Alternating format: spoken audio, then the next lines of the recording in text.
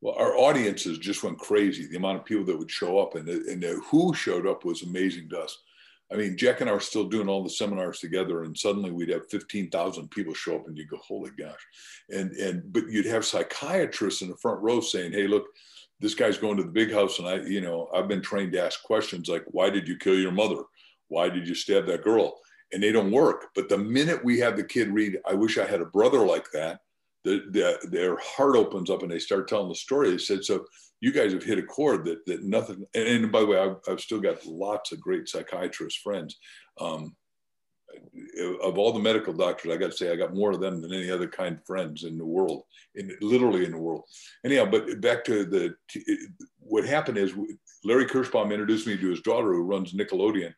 And Jack and I had 250 stories we thought were a 10 for the teenage soul. And this is what we did. We said, feedback's breakfast of champions. We said, hey, wow, this is cool.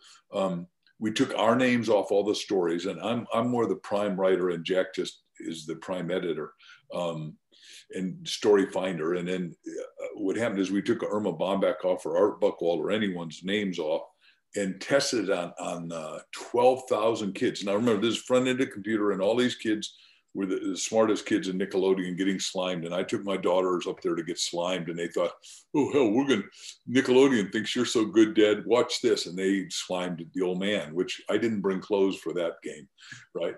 Do you even know what sliming is? Yeah, I used to watch it, sure. Yeah, okay, so there you go. So, okay, so my daughter's in her 30s now, those two. Anyhow, so, and just before that, my daughter was, I guess, 6, and she'd sit in my lap when I was doing all these telephone interviews, which were so much better than having to slug around like Wayne Dyer and I did to every radio station in the beginning.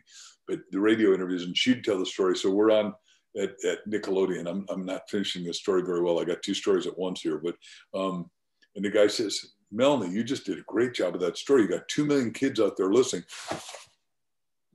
Melanie immediately froze up when she was just talking to this guy and Dad, no sweat, but also she took 2 million, because she thought she was important. So anyhow, Nickelodeon did the test with 12,000 kids and said all these stories, we rated them on a scale of 1 to 10. And if the story was a story you could repeat immediately after you read it, a 10 plus, plus, plus.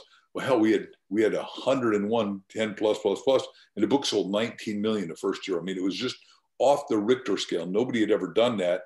And now suddenly our publisher wants to go from 1 book a year, because he was doing 1 book every 2 years, which is, by the way, that was the model of that time. So I'm not faulting him, but then, he suddenly wanted to do 4 books a year.